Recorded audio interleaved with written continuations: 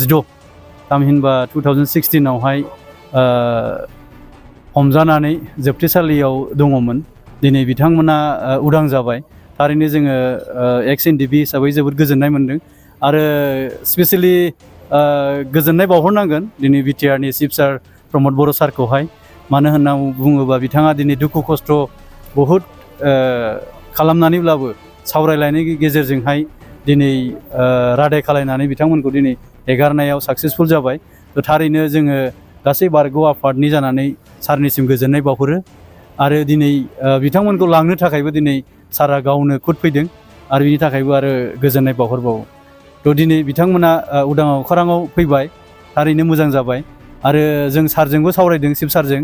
बिथाङा बुंदों जे फैबाय थानाय समाव माखासे जोबथेसालियाव दं जोंहा सेन्ट्रेल जेलाव, दा बिथांमोननि थाखायबो खामानि मावगासिनो दं होननानै सारा फोरमायदों आरो थाबैनो बिथांमोननि